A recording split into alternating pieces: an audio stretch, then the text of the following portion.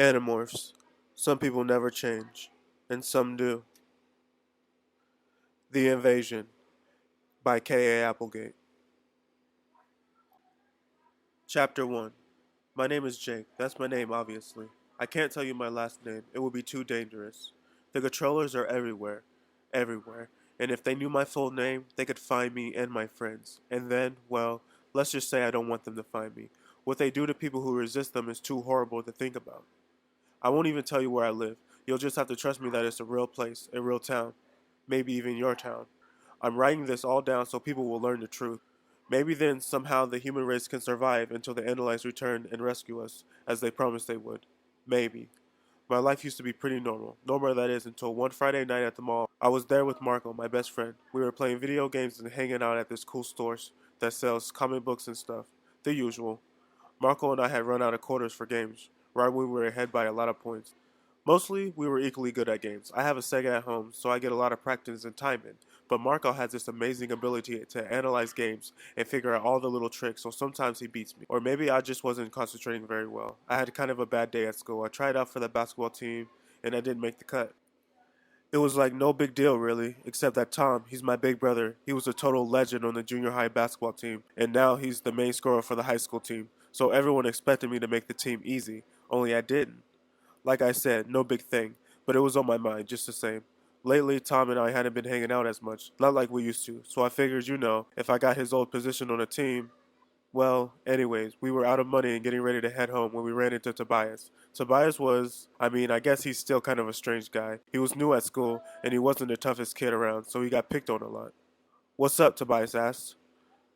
I shrugged. Not much. We're heading home. Out of quarters, Marco commented. Certain people keep forgetting that the sleeve stroll shows up right across the Nethersfjord, so certain people keep losing the game. And losing our quarters. Marco kept jerking the thumb at me just in case Tobias couldn't figure out who he meant by certain people. So, like, maybe I'll walk home with you guys, Tobias asked. I said, sure, why not? We were heading for the exit when I spotted Rachel and Cassie. Rachel was pretty. I guess I mean, Okay, she's very pretty, although since she's my cousin, I don't really think about her that way. She has blonde hair, blue eyes, and that kind of very clean, very wholesome look. She's one of those people who always knows the right clothes to wear and how to look like they just walked out of one of those fashion magazines. Girls like she's always very graceful because she takes gymnastics, even though she says she's too tall to ever be really good at it. Cassie is the opposite. For one thing, she's usually wearing jeans and a plaid shirt or something else real casual.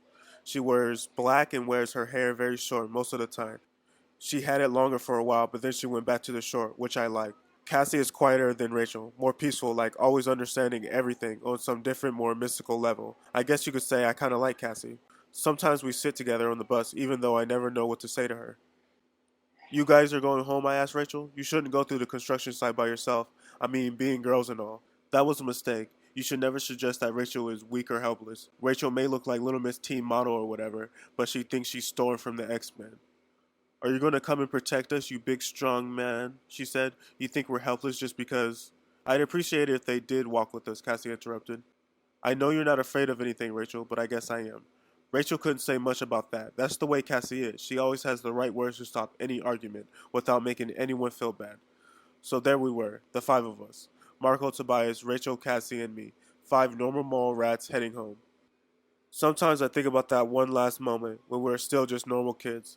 It's like it was a million years ago, like it was a totally different group of kids. You know what I was afraid of right then? I was afraid of admitting to Tom that I hadn't made the team. And that was as scary as life got back then. To get home from the mall, we would either go a long way around, which is a safe way, or we'd cut through the abandoned construction site. Hope there wasn't any ex-murderers hanging around there. My mom and dad have sworn to ground me until I'm 20 if they ever found out I've cut through the construction site. So anyway, we crossed the road and headed into the abandoned construction site. It was a big area, surrounded on two sides by trees with a highway separating it from the mall area. There's a broad open field between the construction site and the nearest houses. It's a very isolated place.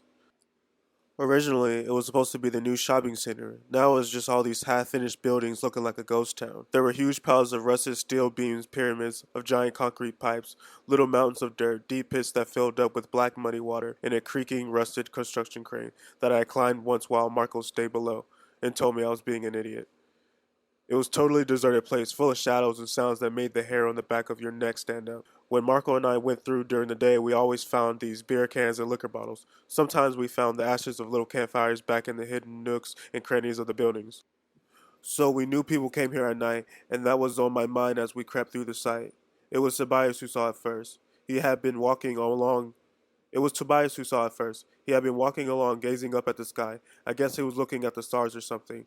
That's the way Tobias is, sometimes off in his own world. Suddenly, Tobias stopped. He was pointing almost straight up. Look, he said. What? I didn't want to be distracted because I was pretty sure I heard the sound of a chainsaw killer creeping up behind us. Just look, Tobias said. His voice was strange, amazed sounding, but serious at the same time. So I looked up, and there it was, a brilliant blue-white light that scooted across the sky, going fast at first, too fast for it to be an airplane, then slower and slower. What is it? Tobias shook his head. I don't know. I looked at Tobias, and he looked at me. We both knew what we thought it was, but we didn't want to say it. Marco and Rachel would have laughed. We figured. But Cassie just blurted out, It's a flying saucer! Chapter 2. A flying saucer? Marco said. He laughed. That is until he looked up. I could feel my heart pounding in my chest. I felt weird and excited and afraid all at once. It's coming this way, Rachel said. It's hard to be sure. I could barely whisper. My mouth was so dry. No, it's coming this way, Rachel said. She has this very definite way of talking, like she's totally sure of everything she says. Rachel was right.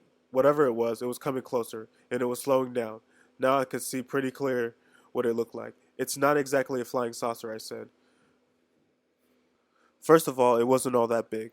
It was about as long as a school bus. The front end was a pod, shaped almost like an egg. Extending from the back of the pod was a long, narrow shaft. There were two crooked, stubby wing-like things, and on the end of each wing was a long tube that glowed bright blue on the back end.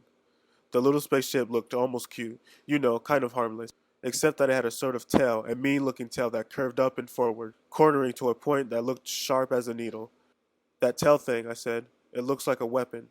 Definitely, Marco agreed. The little ship kept coming nearer, going slower all the time. It's stopping, Rachel said. She had the same strange, not quite real tone in her voice that I had. Like we couldn't believe what we were seeing, like maybe we didn't want to believe. I think it sees us, Marco said. We should run. Maybe we should run home and get a camera. Do you know how much money we could get for a video of a real UFO? If we run, they might. I know. If we run, they might. I don't know. Zap us with phasers on full power, I said. I meant it as a joke, kind of.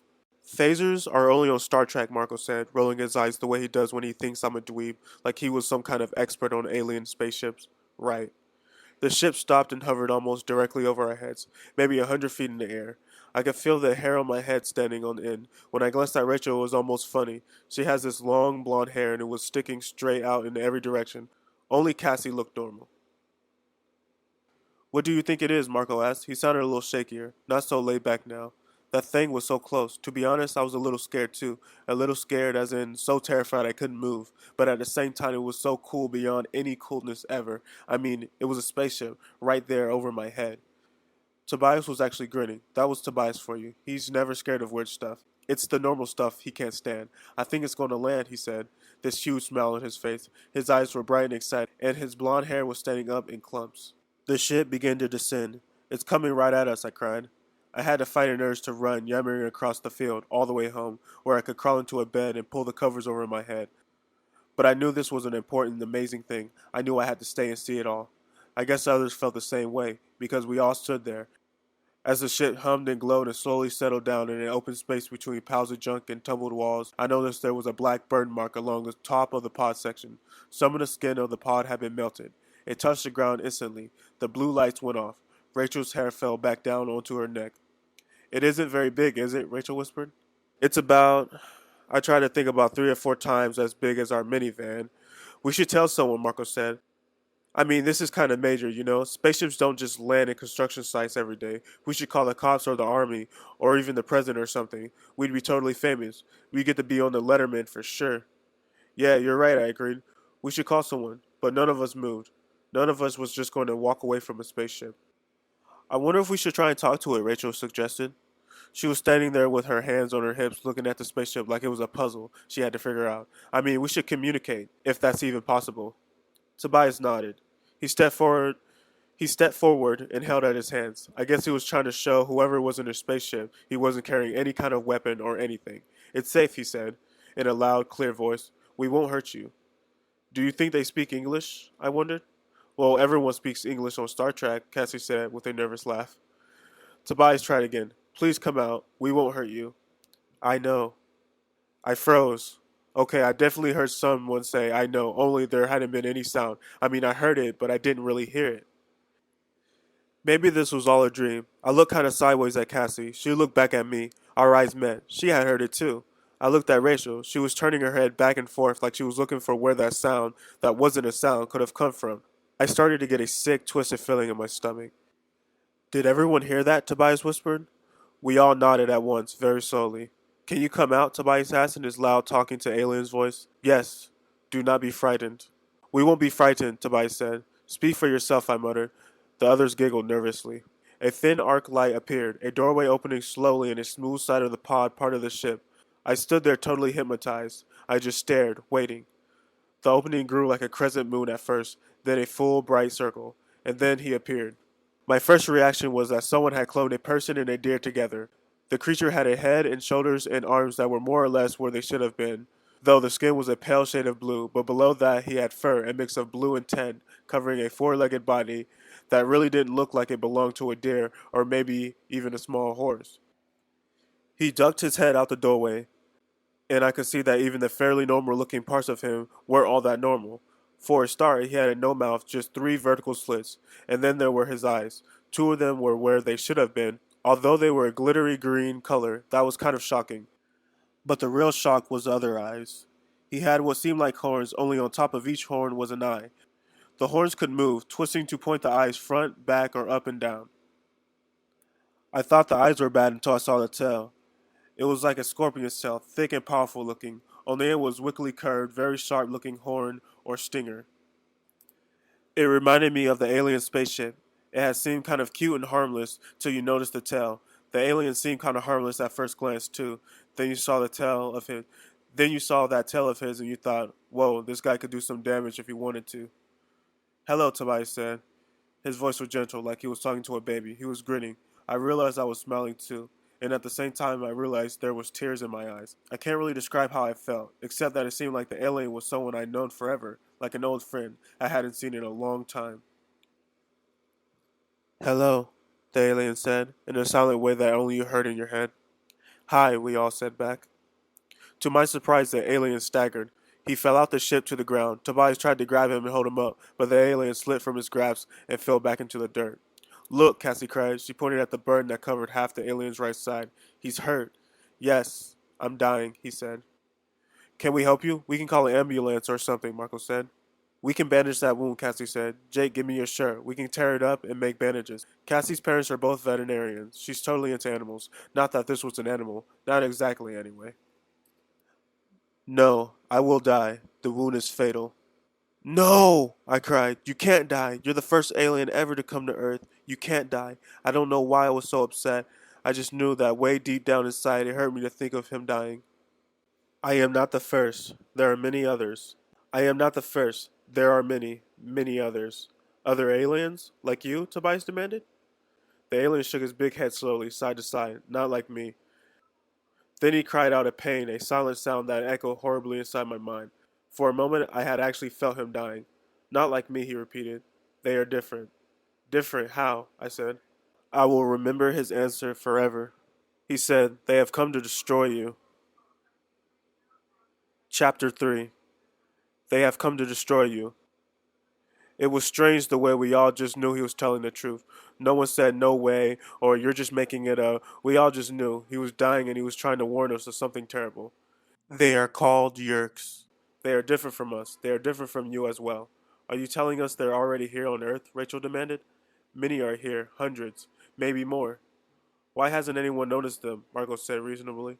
I think someone would have mentioned it at school. You do not understand. Yorks are different. They have no body like yours or mine. They live in bodies of other species. They are, I guess he couldn't think of a word to explain Yerks, so he closed his eyes and seemed to concentrate. Suddenly, a bright picture popped in my head. I saw a gray-green, slimy thing like a snail, without a shell, only bigger. The size of a rat, maybe. It wasn't a pretty picture. I'm guessing that was a yerk, Marco said. Either that or a very big wad of slimy chewing gum. They are almost powerless without hosts. They. Suddenly we felt a blast of pain straight from the alien. I could also feel his sadness. He knew his time was almost up. The yerks are parasites. They must have a host to live in. In this form, they are known as controllers. They enter the brain and are absorbed into it, taking over the host's thoughts and feelings. They try to get the host to accept them voluntarily. It's an easier way. Otherwise, the host may be able to resist at least a little. Are you saying they take over human beings? Rachel asked. People, these things take over bodies? Look, this is serious stuff, I said. You shouldn't be telling us this. We're just kids. You know this is like something the government should know about? We had hoped to stop them, the alien continued. Swarms of their bug fighters were waiting when our dome ship came out of Z-Space. We knew of their mother ship. We were ready for their bug fighters, but the Yerks surprised us. They had hidden a powerful blade ship in the crater of our moon. We fought, but we lost. They have tracked me here. They will be here soon to eliminate all traces of me and my ship. How can they do that? Cassie wondered. The alien seemed to smile with his eyes. Their Draco beams will leave nothing behind but a few molecules of this ship and this body, he said. I send a message to my home world. We analyze fight the Yerks wherever they go throughout the universe. My people will send help, but it may take a year, even more. And then the Yerks will have control of the planet. After that, there is no hope. We must tell people. You must warn your people. Another spasm of pain ripped through him, and we all knew he was nearly gone. No one is ever going to believe us, Marco said hopelessly. He looked at me and shook his head. No way. He was right. If these jerks were to wipe out the Analyte ship, how on earth would we ever convince people? They think we were either nuts or on drugs. I don't care if he thinks he's going to die. We have to try and help him, Rachel said. We can get him to a hospital or maybe even Cassie's parents. There's no time, no time, the Analyte said. Then his eyes brightened. Perhaps. What? Go into the ship. You will see a small blue box, very plain. Bring it to me quickly. I have very little time, and the Yerks will be here soon. We all looked at each other. Who was going to be the one to go inside the ship? Somehow, we all seemed to agree it would be me. Actually, I didn't agree, but everyone else did. Go ahead, Tobias said. I want to stay with him. He knelt beside the alien and placed a comfortable hand on the alien's narrow shoulder. I looked at the doorway into the spaceship. I glanced at Cassie. Go ahead, she said, sending me a smile. You're not scared. She was wrong. I was plenty scared. But the way she smiled at me, I wasn't about to weasel out. I walked over to the door of the ship and looked inside. It was surprisingly simple. It looked cozy almost. Everything was creamy color with rounded edges and shapes that tended to be oval. That was one of the things that helped me spot the box so easily. It was sky blue and squared, maybe 4 inches on each side. It seemed kind of heavy for being so small. There was no chair, just a sort of open space where I guess the Analyte stood on his 4 hooves while he worked on the few controls. There weren't a lot of buttons or anything. I wonder if the Analyte controlled the ship with his thoughts. I quickly reached for the box and started to head back outside, and then something caught my eye. It was a small three-dimensional picture, 4 Analytes, standing all together, looking like a strange gathering of deer with solemn faces. 2 of them looked very small. Kids. I realized that this was a picture of the Analyte's family. It filled me with sadness to think that he was dying a million miles from his family, dying because he had tried to protect the people of Earth. I felt a small flame of anger against the Yerks, or controllers, or whatever they were, for causing this. I went back to the circle of my friends. Here's the box, I told the Analyte. Thank you. Was that your family, that picture? Yes. I'm really sorry, I said. What else could I say? There is something I may be able to do to help you fight the Yerks. What? Rachel demanded. I know that you are young. I know that you have no power to which to resist the controllers, but I may be able to give you some small power that may help. We all looked at each other, all except Tobias, who never took his gaze off the alien. If you wish, I could give you powers that no human being has ever had. Powers? What was that supposed to mean? It is a piece of Analyte technology that the Yerks do not have, the Analyte explained. A technology that enables us to pass unnoticed in many parts of the universe. The power to morph. We have never shared this power, but you need it great. Morph? Morph how? Rachel asked, her eyes narrowed. To change your bodies, the Analyte said. To become another species. Another animal. Marco laughed derivatively. Become animals? Marco isn't the most accepting person in the world. You will only need to touch a creature to acquire the DNA pattern, and you will be able to become the creature. It requires concentration and determination, but if you are strong, you can do it. There are limitations, problems, dangers even. But there is no time to explain them all. No time. You will have to learn for yourself. But first, do you wish to receive this power? He's kidding, right? Marco asked. No, Tobias said softly. He's not kidding. This is nuts, Marco said. The whole thing is nuts.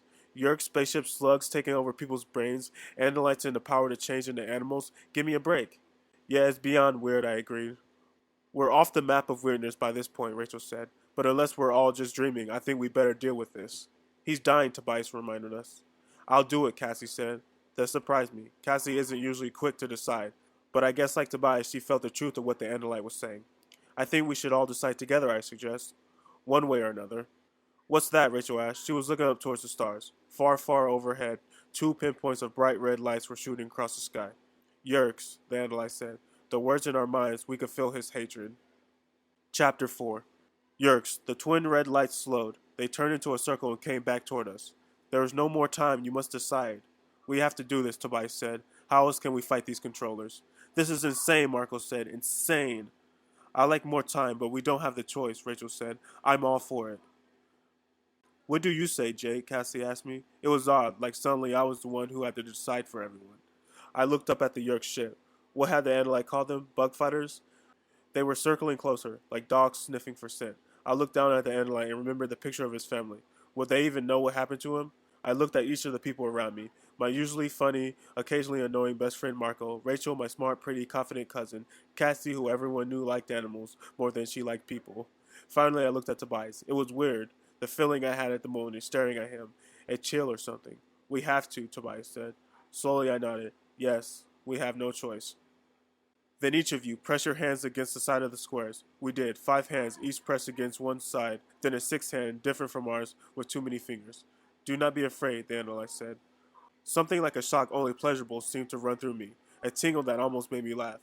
Go now, the Andalite said. Only remember this. Never remain in an animal form for more than 2 of your Earth hours. Never.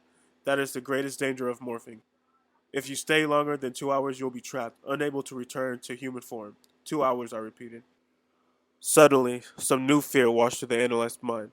Linked as I was to him, I could feel as the dread crawled up my spine. He was staring up at the sky with his main eyes. Something else was up there, with the bug fighters. Visor 3, he comes. What? I was shaken with this new terror. What's a Visor? Who's a Visor?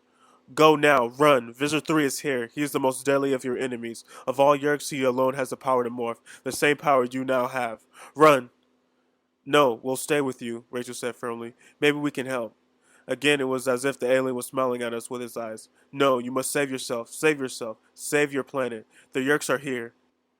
We all looked up, craning our necks. Sure enough, the 2 red lights were sinking towards us, and they had been joined by a third ship, far larger, black as a shadow, within a shadow. But how are we supposed to fight these? But how are we supposed to fight these controllers? Rachel demanded. You must find a way. Now run. I jerked from the force of his command. He's right. Run, I yelled.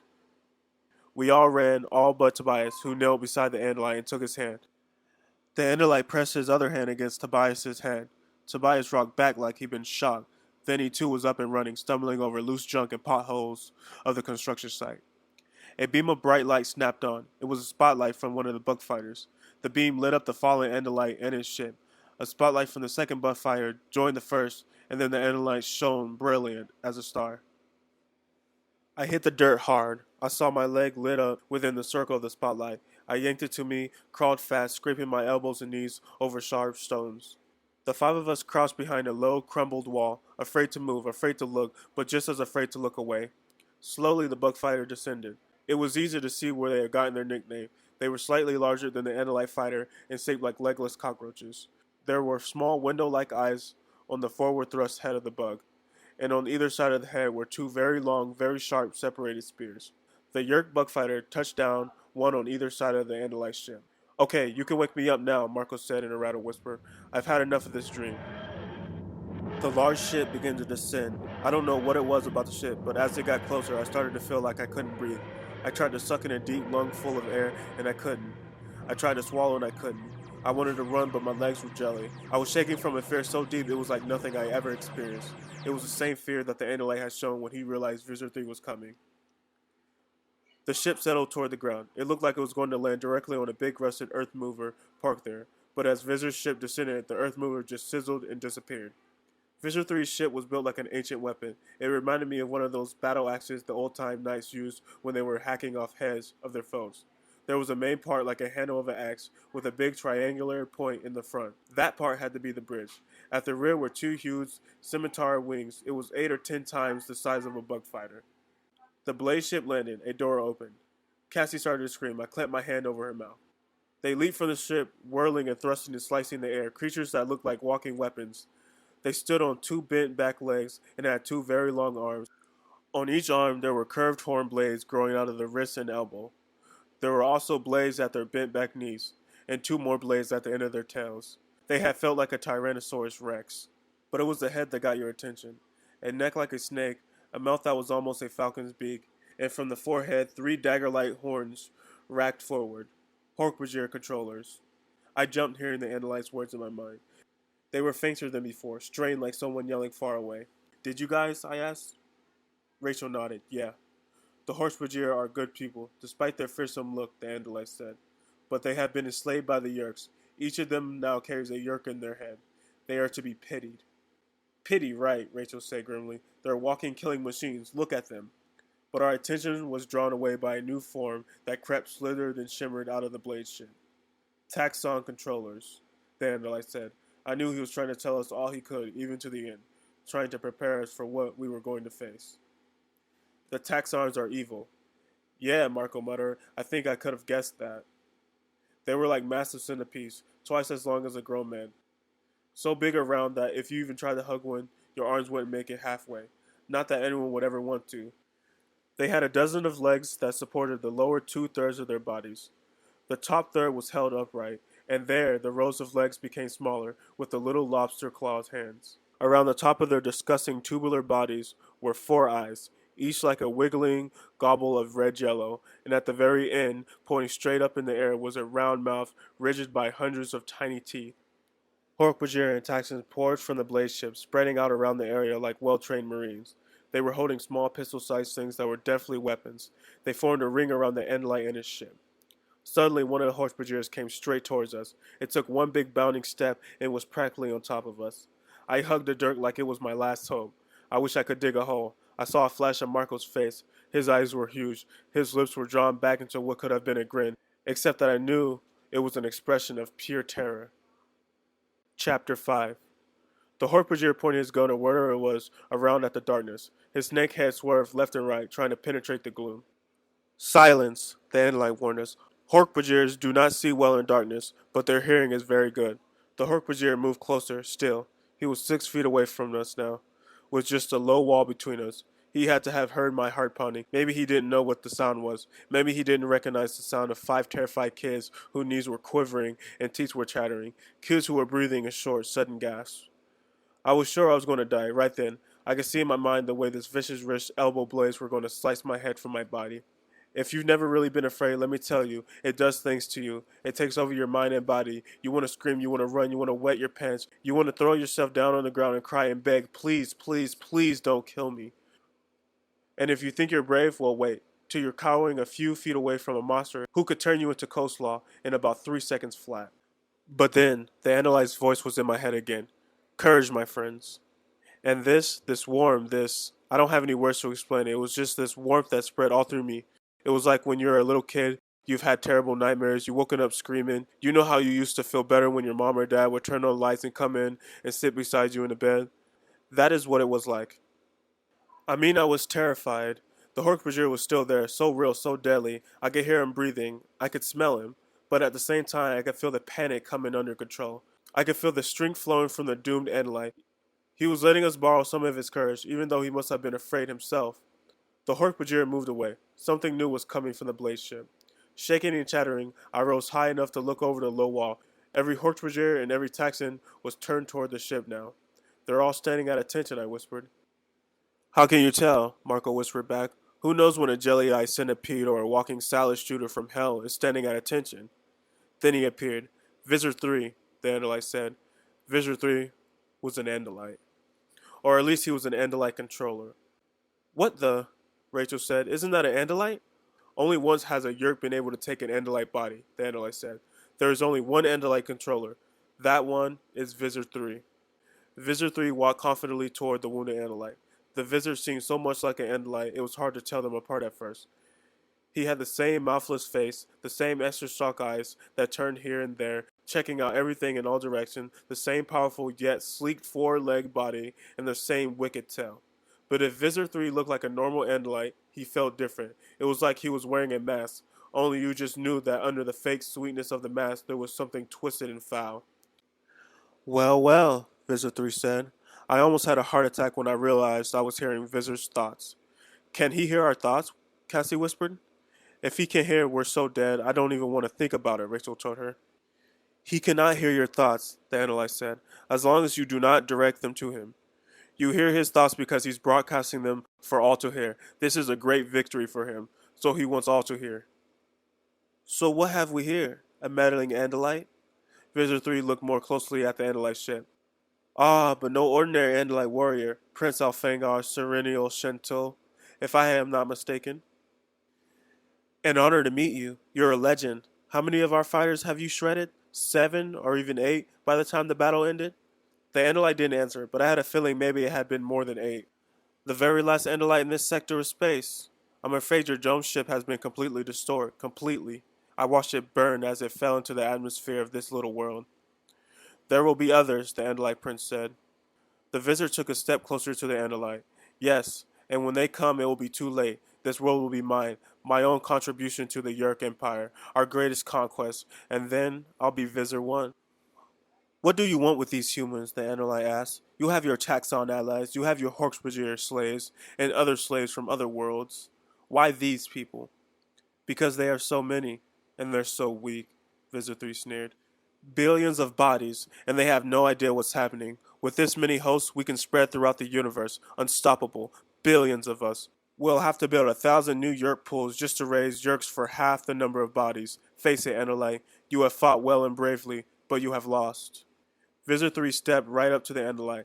I could feel the Andalite's fear, but rather than cower, he fought the pain of his wound and climbed to his feet. He knew he was going to die. He wanted to die on his feet, looking his enemy in the face. But Visitor 3 was not done taunting his foe. I promise you one thing, Prince Alfangar. When we have this planet with its rich harvest of bodies, we will move against the Andalite homeworld. I will personally hunt down your family, and I will personally oversee the placement of my most faithful lieutenants in their heads. I hope that they will resist so I can hear their minds scream.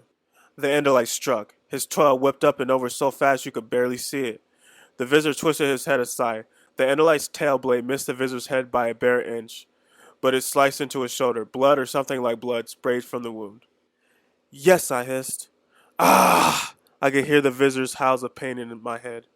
At the same time, a binding beam of blue light shot from the tail of the Andalite ship. It sliced into the nearest bug fighter. Hork-Bajir and Taxon scattered. Each crouching behind the wall, I could feel a wave of blistering heat. The bug fighter sizzled and disappeared. Fire! Visitor 3 yelled. Burn his ship! The night exploded in blinding light. Red beams lanced from the blade ship and the remaining bug fighters. The Andalite ship glowed and with strange slowness disintegrated. Then in a flash, and a glow of the Draco beams, I saw, or I thought I saw, humans. A small group of them, maybe 3 or 4 in the back of the shadows, behind Visitor. There are people over there, I told Marco. What, are they prisoners? Take the Andalite, Visitor 3 ordered. Hold him for me. 3 big Hork-Bajirs grabbed the Andalite and held him down. Their wrist blades were at his throat, but they knew better than to kill him. That was to be Visitor 3's personal privilege.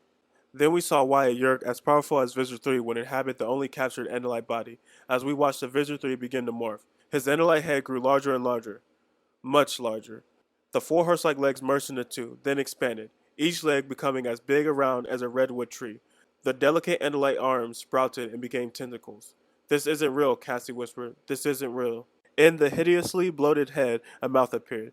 It filled with teeth as long as your arm. The mouth grew wider and wider, becoming a monstrous, terrifying grin. There was nothing left of the Andalite body. A monster had taken its place.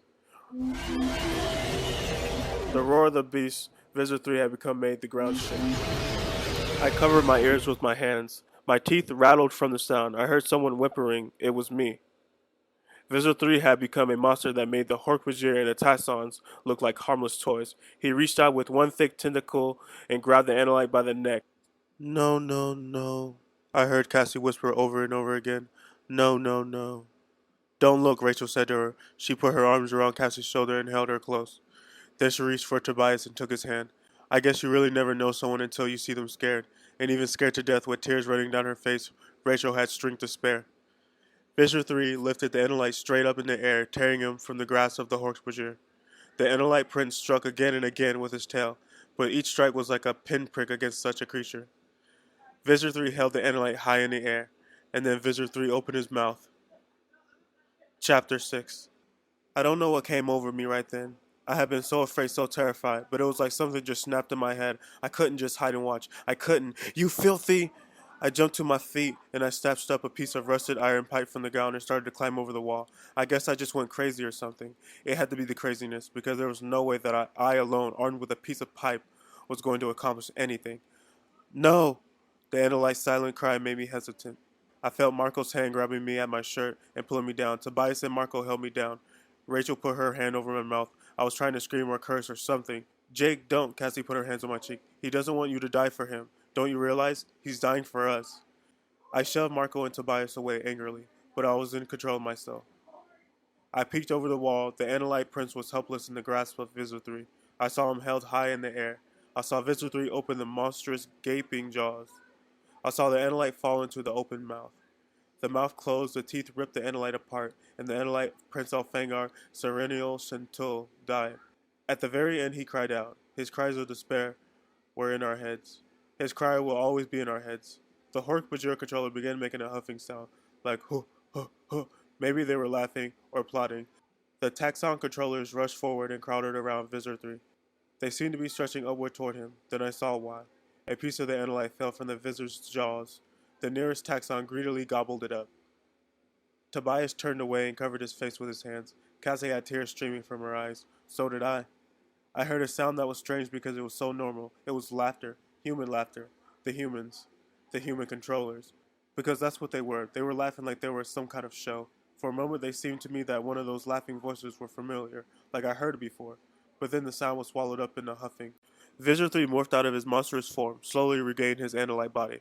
Ah, I heard him think. Nothing like a good Antarian bog morph. Taking a bite out of your enemies. Again, the human controllers laughed and the Hork-Bajir controllers huffed, and I heard a familiar human laugh I could not quite place. Marco started throwing up. It was an understandable thing to do, but somehow that sound caught the attention of the nearest Hork-Bajir. The snake had turned. It was perfectly still. We were perfectly still. The Hork-Bajir turned toward us. The nearsighted eye was aimed directly at our little hiding spot. I don't know who panicked first. Maybe it was just me. Maybe we just had all the fear and horror we could stand. It was like an electric shock went through us all. We were running before I had a chance to even know what I was doing. I ran. I gasped for air. A cry went up from the Hork-Bajir. Split up, I yelled. They can't follow all of us. Marco and Tobias and Cassie took off in 3 different directions. Rachel was still right beside me. Glancing back, I saw the Hork-Bajir hesitate, unsure of who to chase. Rachel and I are the fastest runners. Tobias is totally out of shape. Marco and Cassie are too short to be really fast, so I figured if the alien were going to chase anyone, it ought to be us. I guess Rachel thought the same thing. She slowed down just a little and began yelling and waving her arm. Come on, come on, come on, you. And then she said some words I didn't realize Rachel even knew. The 2 nearest Hork-Bajir snapped around and took off after us. Gafrosh here, Gafrosh fit, enemy get. Even in my panic, it surprised me. They were talking some mixture of their own alien language and ours. Gafra fit, Nahar, I get, I kill. I ran and suddenly my foot slammed into something and I was down. I hit the ground hard. The wind was knocked out of me. I tried to fill my lungs up again. Rachel ran on. She didn't know I had fallen.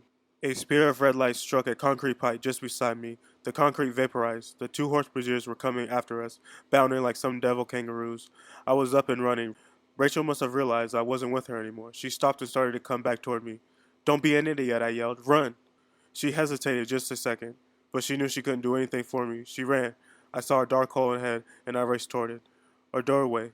Inside was as black as a grave. It was one of the buildings that almost been completed. Just a bare concrete wall, scattered junk. But I knew. I had been in here before. Marco and I had walked all through it. There were hallways and little side rooms. It was like a maze. Marco, Rachel, had they gotten away? What about Cassie and Tobias? I tried to get my brain to concentrate as I scurried across the first big room. There was a corridor somewhere. I groped in the dark and found a wall. I heard a sound of claw-like feet, huge tearing, render claws feeding, scraping over the bare concrete. A bottle went skittering across the floor. The horse-brazier was close, and in total darkness my superior human vision wasn't much use, but I knew my own way around the empty building. At least I would have known my way around if my brain had been working. I felt my hand go into the emptiness. A doorway, yes, it led down a hallway. I went through just as the light came on behind me. Someone had brought a flashlight. If nude tu tal fala not fit, whatever order. No, no need to capture them. Whoever you find, kill. The first voice had been Hork-Bajir. The second voice was human. And the weird thing was that the voice sounds similar. The first voice had been Hork-Bajir. The second voice was human. And the weird thing was the voice sounded familiar. I tried to think. I knew I heard that voice somewhere. But where? Where? Just save the head, the human told the Hork-Bajir. Bring that to me and we can identify it. I slid quickly along the wall. The light followed just steps behind me.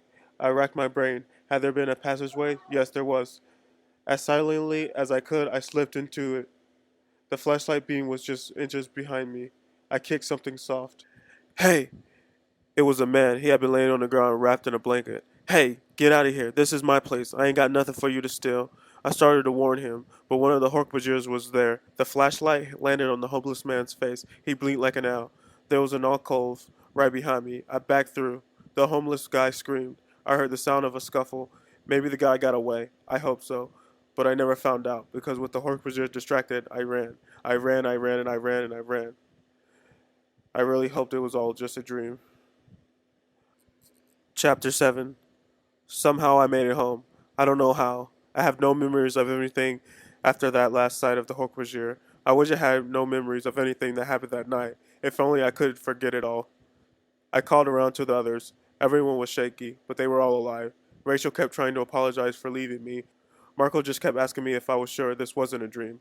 I guess I should have had the worst nightmares of my life that night, but I didn't. The world of nightmares was a joke compared to my reality. But by the next morning, a Saturday, I half believed it all had been a nightmare. The only thing that seemed real, really real, was the way the analyte had been smiling with just his eyes. I woke when my mom started pounding on my door. Jake, are you awake in there? I was now. Yeah, I groaned. I'm up. Your friend Tobias is here. Tobias? What was Tobias doing here?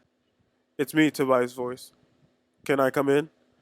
Sure. I sat up in my bed and blinked several times, trying to get my eyes unglued. The door opened. I heard Tobias say thank you to my mom. He was glowing, I swear, he was glowing. Not like he was radioactive or anything. I don't mean that. It's just that his eyes were shining bright and his face was one big grin, and he seemed to be tingling with energy, bouncing like he couldn't stand still. I did it, Tobias said. I tried to get my hair to go in one direction by racking my fingers through it. What are you talking about? I was yawning when he answered. I became Dude. I stopped yawning. My mouth almost snapped shut. Dude is Tobias's cat.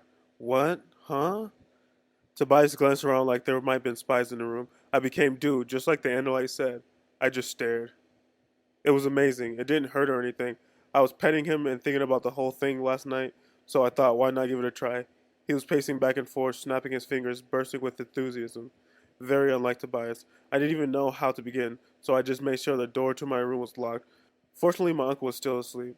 Tobias had the most screwed up family I know. He never knew who his father was, and his mom just decided to leave him a few years ago. Since then, he's been shuttled back and forth between his uncle here and his aunt who lives on the other coast. His aunt and uncle can't stand each other, and it's like Tobias is some burden they each try to shove on each other. I get the feeling neither of them care about Tobias. So there I was, sitting on my bed, thinking about it, concentrating, thinking about becoming Dude.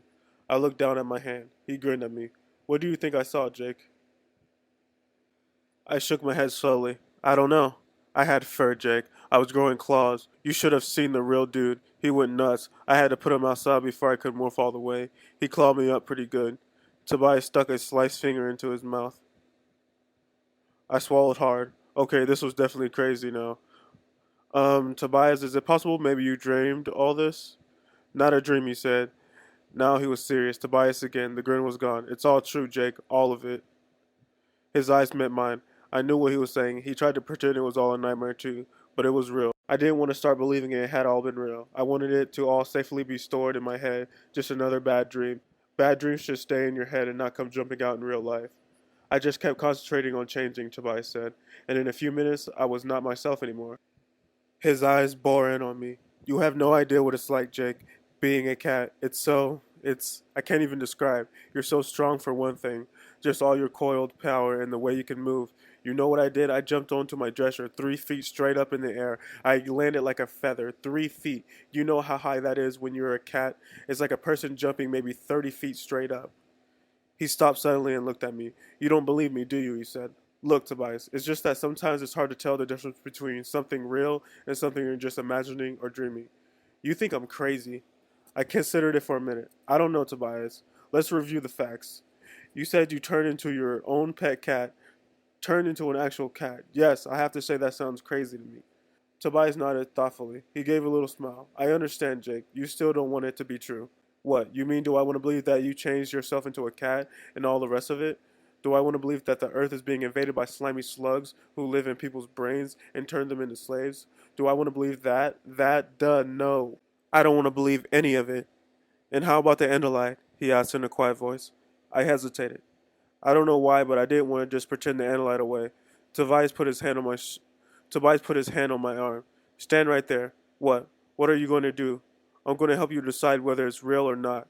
Tobias, just wait and don't scream or anything. So I waited. For a few seconds, nothing happened. Tobias just stood there. I glanced at his face. His eyes were different.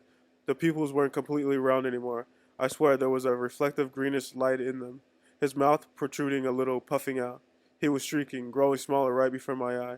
The neck of his shirt was loose, and his pants started to scrunch up at the ankles. He was shriveling, and at the same time, fur, yes, fur began to grow on his hands and neck and face. It was as gray and striped with black, just like dudes.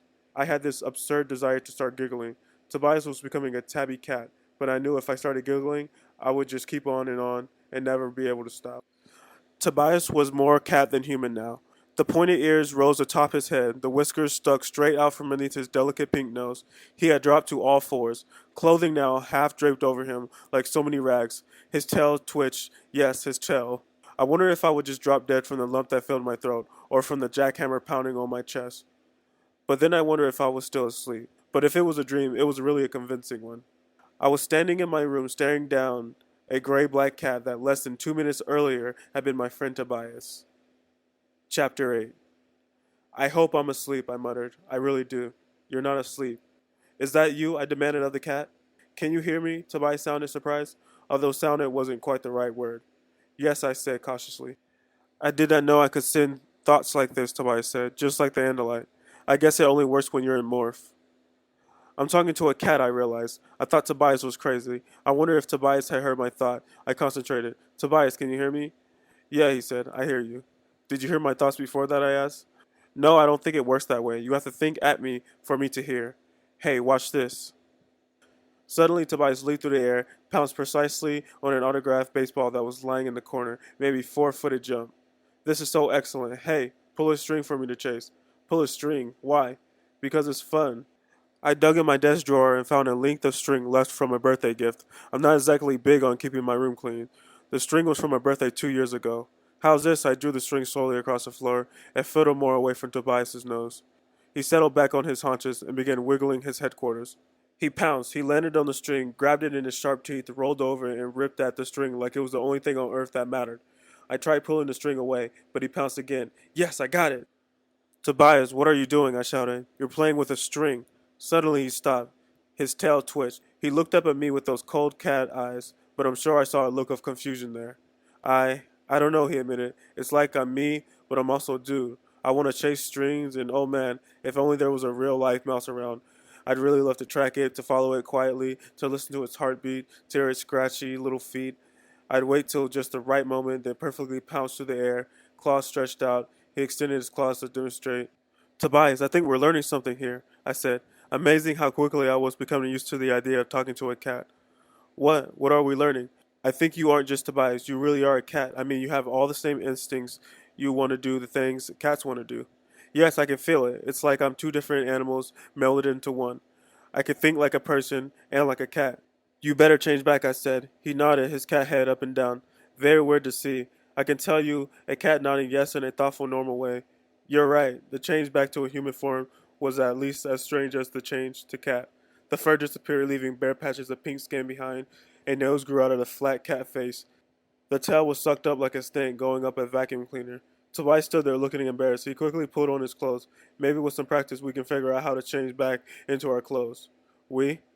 He smiled, his gentle smile again. Don't you get it yet, Jake? If I can do it, so can you. I shook my head. I don't think so, Tobias. Suddenly he grew angry. He grabbed me by both my shoulders and actually shook me. Don't you understand, Jake? It's all true. All of it. I pushed him away. I didn't want to hear it. But he kept after me. Jake, it's all true. The Andalite gave us these powers for a reason. Fine, I snapped. You use them. I will, he said. But we'll need you, Jake. You most of all. Why me? He hesitated. Geez, Jake, don't you understand? I know what I can do and what I can't do. I can't make plans and tell people what to do. I'm not a leader. You are. I laughed rudely. I'm not the leader of anything. He looked at me with those deep, troubled eyes, eyes I can only see in my memory now. Yes, Jake, you are our leader. You are the one who can bring us all together and help us defeat the controllers. We have the ability to be much more than we are, to have the stealth of a cat, and the eyes of an eagle, and the sense and smell of a dog, and the speed of a horse or a cheetah. We're going to need it all if we have any hope of holding out against the controllers. I wanted it not to be true. I wanted none of it to be true. But I knew that it was. I nodded slowly. It felt like I was agreeing to something awful, like I was volunteering for a trip to the dentist or something much worse. I felt like 1,000,000 pounds of weight had just landed on my shoulders. I knew what I had to do next. Well, I said grimly, I guess I better go home and find Homer. Homer, that's my dog. Chapter 9.